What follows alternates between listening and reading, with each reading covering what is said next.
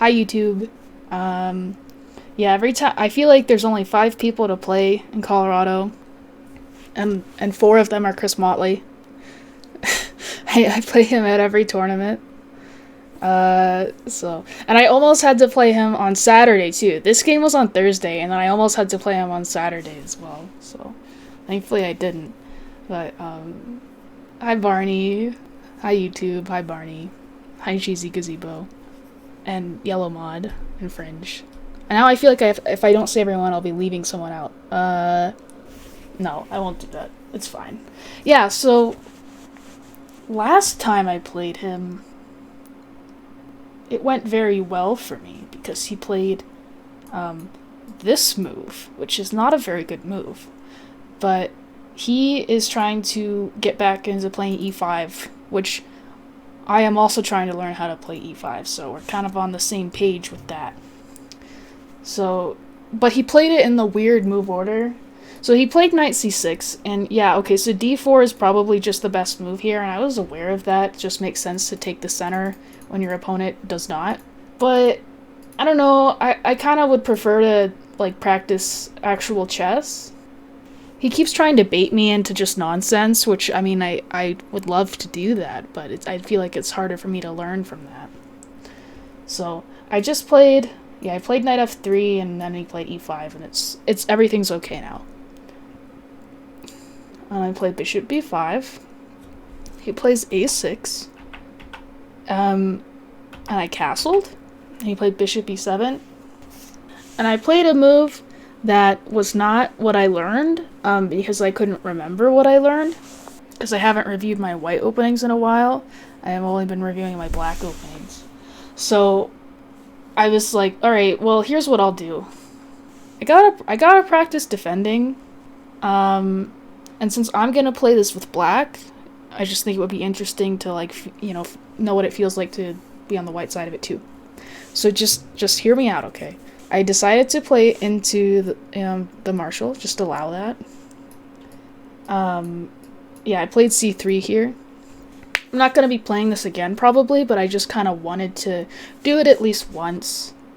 Because it's like, why does everyone else get to know what it is and I don't get to know what it is just because it's already, like, black is just doing great? Like, yeah, okay, but I want to learn how to play it. At least once. I want to play everything at least once. But, okay, so the way I'm going about this is I'm just going off of what I know for black. So we went into this, and I decided to play d3 instead of d4, just because I knew that the move that he had to be a little more accurate here, but I didn't know why. So okay, so the move here is this, and then you're supposed to play bishop f5, is what I remembered.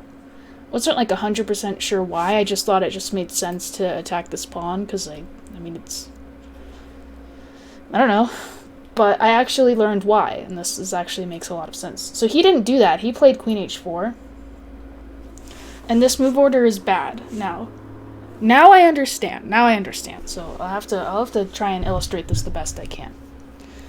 So, they usually play queen h4 if I play d4, but since they play d3, queen h4 isn't very good.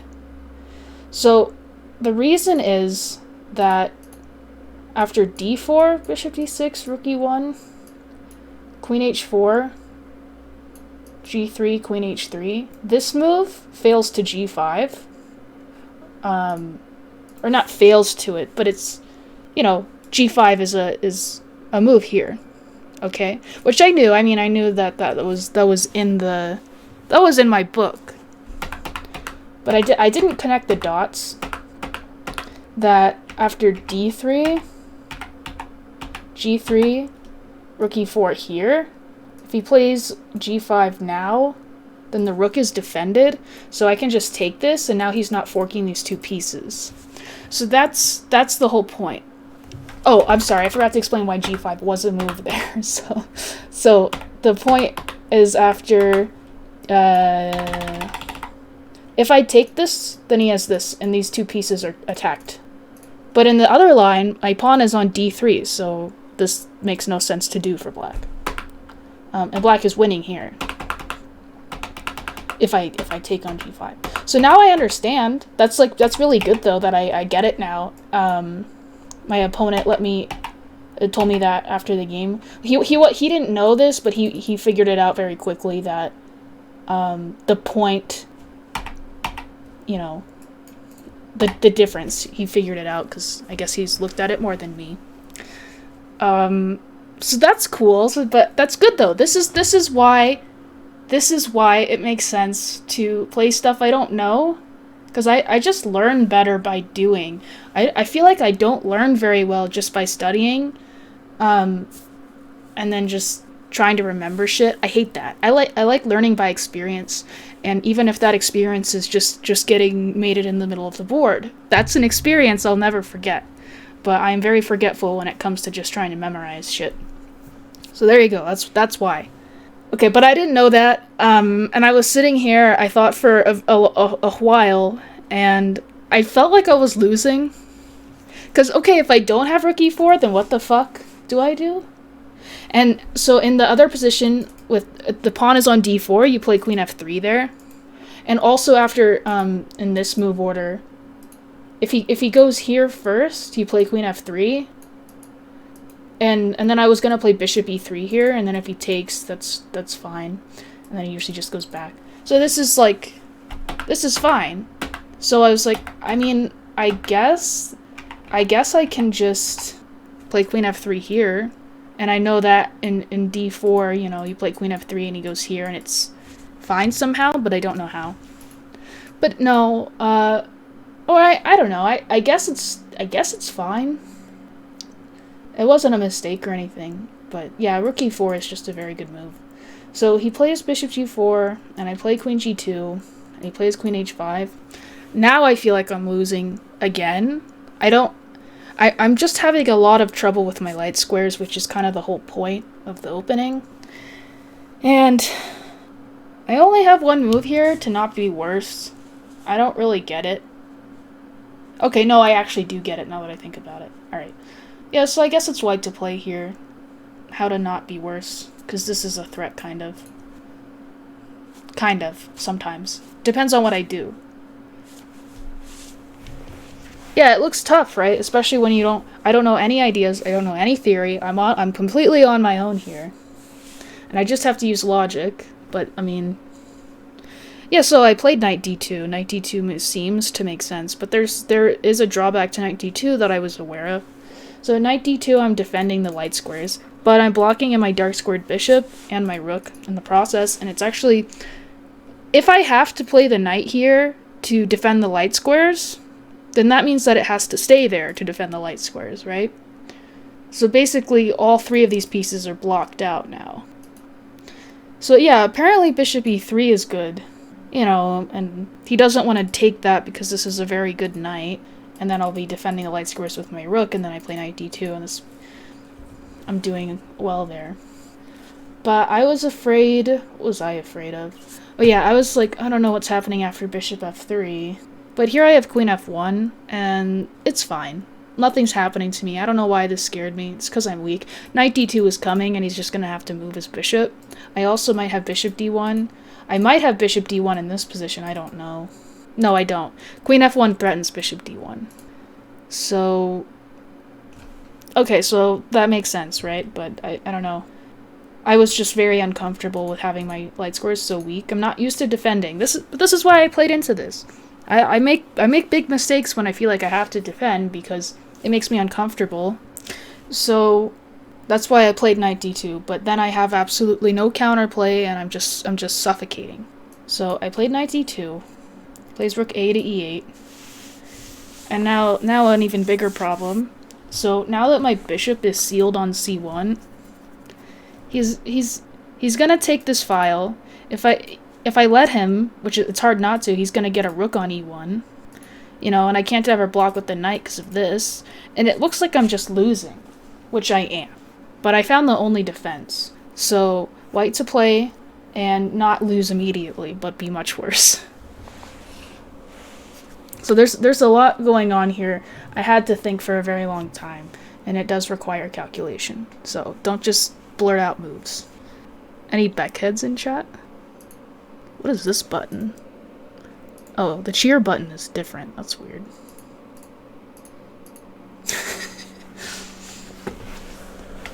I mean, I guess if you're going off intuition, you can blur out the move, but then you have to check it. So, if I move my rook to f1, if I just give up the e file, I might as well resign, because he can just play rook e6 and double. The rook can also come to h6 if needed. And again, the knight can't move, because now the queen actually will be trapped if I move the knight. Because I took away my flight square for my queen. So now I can't move any of my pieces if I play rook f1. So that's not an option. What else? Knight e4? Did someone say knight e4? Knight e4. Knight e4, I think he just plays f5 here. Yeah, that's the biggest problem. Because this is just pinned. I think that's a very simple way to do it. So I have to play something ridiculous like knight f6 and I'm just down a piece. So, and then I'm losing on the light squares. So, alright. So the only other move that like could maybe be helpful is rook e4. So rook e4 might be good because if he just takes it, you know, without thinking, now my knight is strong here and the f5 isn't doing anything. I'm attacking the bishop and I'm breaking out. So I'm doing just fine here. It's probably equal, actually. So, and other than that, I mean, it's still a very difficult position for me because I still can't move the knight because of bishop f3. So it's still going to take a lot of maneuvering to do anything helpful. One maneuver, if he just plays bishop c5, would be h4, and then if he plays, I don't know, say he just does nothing, then this is an idea to take here now. I don't know if it's good here, but just because my queen has a flight square now, so I can move my knight. Or not take, but I don't know. I don't know. I'm just trying to say that h4 might be an idea to give my queen an extra square. It's terrible. It's a terrible position. Don't get me wrong. So yeah, so what you have to calculate if you're going to play rook e4 is f5. And f5 is what I wanted him to play. So f5 works out very nicely for me. So what do if f5? Which is what he played. So I had to calculate this line from here. And I feel like my opponent has a tendency to see one idea and then stop looking and assume that that was my one idea. You know, like, just not looking far enough or just assuming I'm stupid. Or just, not me in general, but just, I mean, not me, but his opponents in general. I feel like sometimes he just assumes they're stupid. So, the problem with f5 is that he's opening up the bishop, and now I might be able to do some mass trading with tempo. Now, if I can trade off a pair of rooks and a pair of minors, then his attack is gonna start going away, right? But, so if I just do this, yes, this is check, and this is picking up a piece. But if I do this, then this is king g2, I just get checkmated. And if knight f1, then he just plays queen e8 and bishop h3 is coming. So there's that, and I think that was his idea that he saw, and he assumed that I was just going to take the bishop or something. But in this position, I got to trade a pair of rooks, so I traded a pair of minors. I play queen takes d5, king h8, but here, I have f3. Very important. So I'm still losing here. I'm like, it's a pretty deep idea in order to win. Not obvious at all. So black to play and win here. So I'm threatening your bishop, and I'm threatening this bishop. I'm forking two pieces, and you know, if you're not careful, you could get back ranked. Bishop takes g3 is a losing move. Let's think about it, and then we'll guess. How about that? Bishop takes g3 was the first thing I looked at, to be fair. Hello, Dennis. Well, what looks so good about it? I just take it. What's your follow-up to this? No, okay, so if queen h3, I just take this, and if I assume you want to play like rook e1 or something, right? Rook e1, I have king f2. And this is kind of the whole thing. Like, a lot of his ideas don't work because of king f2, and because he doesn't have a check with the queen that also defends the rook, and because the knight is guarding f1.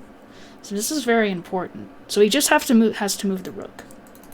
So that's not working. So in this position, rook e1 to move instead. So he played rook e1. It's the right first move. Rook e1, king f2, bishop takes g3, h takes g3, queen h1, and then you get back ranked. So that line doesn't work because of this. This is a checkmate. So that's another one of your problems. So rook e1 is the right first move, but it's pretty goddamn deep. So I'll give you a few more minutes. It's not like an easy tactic or anything. It's more positional, actually. It's not like some puzzle rush, you know, forced mate, forced anything. It's just rook e1, queen e8. So, okay, so I see what you mean. I think I have to play like knight e4 or something, but I mean, you're not losing here. This is, I think, equal. But yeah, your rook's attacked, and you still have 2 bishops attacked, so it's not helping. So, not that. It is, yeah, I don't know, like, I thought I was just winning here, but it's just very cool. Rook e1, and then back to e6. What is your idea? Take? The f-pawn defends backwards. Queen h2? I guess I'll go to e1. And then I'm running over here. Either here or here. You're gonna run out of checks. That's another common plan, and a lot of your ideas that almost work, my king runs away. So, this is not quite working.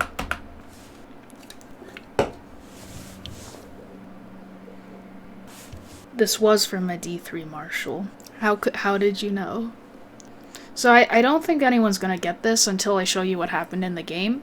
I'll show what happened in the game and I'll go back and I'll let you think about it again, because hopefully we can learn from that. So he played rook e1. This is correct. Oh wait, did he? No, what did he do? Oh no, he didn't. He played rook e2. Okay, he played rook e2. So rook e2, I played queen a8. And now the problem is that after rook e8, I mean, I just go here. Well, okay, I like... Oh yeah, and I played here, and now the problem is he can't take with the queen, because that undefends the rook, and if he takes with the pawn, like he did in the game, then I just move my queen, and now, again, if rook e1, he's not having a check on e2, because his own pawn is blocking him. Thanks for the 40 months, Dr. Lano. Hello. So, black didn't make any progress with rook e2, so... I'll give it a few more minutes. I don't think anyone's gonna get it, but just in case. It's kind of subtle. Shut up! I'm gonna get it. Give me 10 minutes. Okay. Well, pause the video here if if you want to keep looking at it. Unfortunately, those in the Twitch chat right now don't have that option. So I'm gonna show it now. I guess you could pause the VOD or something and then rewatch it. Okay, so rook e1, king f2. Now, the only winning move in this position is rook e5. This is important because in this position, after queen a8, rook e8, if I do this now this is check. It's all about just placing the king on a worse square, and now it's mate in 10. And if I don't take the bishop, if I do anything else, like if my queen's hanging, if I just move the queen, again, he's just mating me. That's the fastest. So, if you thought about it in the terms of, if I could only take on h2 with check, then you would have figured that out. But it was a little subtle, so very, very cool stuff. I didn't see that idea in the game, neither did he, obviously, or he would have played it. However, I did see it here, because a very tempting move in this position is king f1, because, he can't do this because he gets mated. And, he doesn't have, like, a whole lot of options, but queen e8 here is very strong. So, can't do that. But in this position, yeah, that's why I played queen a8, because it seemed like the only move that didn't lose. And here is where I saw the idea. So I could have, like, repeated, sort of, and got to a very similar position. But I was thinking here, and I actually saw that if I just play queen c6, now my king is misplaced with rook e6. And the reason I saw it was because of, you know, this is a lot easier to understand. It's like making a one-move threat. So it's easier to find putting your rook, just moving the rook back, if that makes sense. So I saw it here. So that's why it's very, very, very important to take here. And now I'm just winning. So, yeah, f takes queen c6. And it got a little bit scary. Fortunately, again, I have this move, and he has no check that also defends the rook. And if he's not careful, he gets back ranked once again. So now he sees this idea, and it's kind of scary, because I actually can't stop him from taking on g3 now.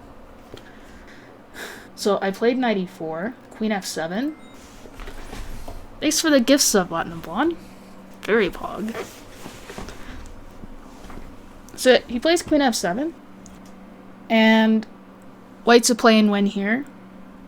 There's only one good square for your king. So there's two moves that are winning technically, but I mean, one of them is just like, why would you ever do that? Why would you ever allow that? So I'll give some more time here. So we can discount both of these moves pretty quickly because of queen f3 check. So it's pretty much just between king e1 and king g1. Well, then you would lose, but that's okay. I'll say that the second best move is knight f2, but I think that's a really hideous move. I mean, the knight was fantastic on e4, and it's I don't agree with this. I mean, like, okay, you go here, but I'm just like voluntarily being extremely passive. It's just dumb. I don't care, like, if the computer likes it. It's dumb. And bishop f4 is also okay, but it's getting closer to equal now. It also just makes no sense. So, king e1 avoids queen a7. That's true. The reason you would consider this and, like, this being check is because, you know, maybe you're... Oh, wait a minute. Oh, I guess the other move I was considering was king e2. Yeah, I'm not that bad that I would allow that. You have to put it on a square that's not check. But yeah, what's wrong with king e2? I already said queen f3. But here... Yeah, and then he has this. Yeah. Okay, so I'm an idiot, so just don't worry about me. I played king g1. It felt like I had a choice, but I guess I didn't. I guess I just didn't have a choice. So, okay, so king g1. But now, this also looked extremely scary, though, because after bishop takes g3, if I'm not careful, if I play something like, I don't know, if I just play something like this, he has rook e8, and if I just move my queen somewhere, he has rook takes e4, and this is mate.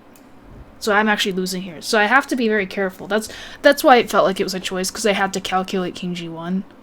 I guess I would have had to find knight f2 if king g1 didn't work. Yeah, you could play queen takes e8, but, like, white's probably winning here. But again, it's unnecessary. So with that in mind, you know, white to play again. I played the best move here, but it's very simple. It's the only move actually to keep a winning advantage. Very good. White does win in this position. We're asking how. I mean, I actually did consider at one point just having a knight, bishop, and a rook for a queen. This is my knight is so fucking good, but I don't know, my d-pawn might be weak at some point. I don't know. So queen c5 is what I played. It's the best move. You could also play queen c8 and then queen c5 is fine. But the idea is just queen c5, and I'm just defending f2. That's it. I'm just defending f2. So, wait, did I not? I have to promote. Okay, this is what happened. Okay, and then here he picked up his bishop, and he hovered on c7 for a minute, and then he put it on b8. He's threatening to win my queen, which I almost didn't see. But then I saw it, and I defended it. But I was thinking about it, and I was like, what the fuck do I do if he plays bishop c7? So, you know, what would you do here? He had like, I think he had under 10 minutes, maybe under 5. I had like 20. Bishop e3, bishop b6. I mean, you can do this once again. I mean, you can do this, but again, it's like, do you really want to do that when you have such a big advantage? And this is the position where I thought I might have to go into that. But there's a better defense. Much easier, much simpler. Yes, unfortunately, knight g5, there's rook e1 check. I did, you know, think about that for a second, though. Yeah, just queen f2. And if he plays bishop e6 now bishop e3. Everything's gonna be okay. So, but I don't know, I didn't have much time left, and he like put his bishop on c7 for a minute, and I freaked out, and then he put it on b8. I think I would have found that, to be honest, but yeah, here it's a lot easier to defend this, and he has under 5 minutes. He just plays this move. Doesn't make any sense, but yeah. And now I'm just bringing the rook in finally. I thought this was the easiest win. I'm sure there's a better win, but again, sometimes he's gonna take on e4 and then take on g3, and I actually lose. So I thought it made sense to just get rid of that fucking bishop while I can.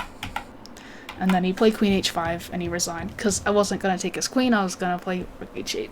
Checkmate. So, yeah, I think it was good experience. I don't think I'll do that again, because it's just not necessary. I definitely wouldn't play that way against like a higher rated player. I'm always losing out of the opening. What do you think this is? Yeah, I'm gonna play anti-martial from now on, but I guess you weren't here earlier. I was saying that, you know, I want to. I don't like this how, oh, you can't play this because, you know, like computers have kind of almost solved it and it's black is fine. It's like, okay, but everyone else got to play it before that happened and I didn't, because I was playing d4, so I want to try it. So, alright. But I understand it better from both white and black now, so I think that it was a productive game.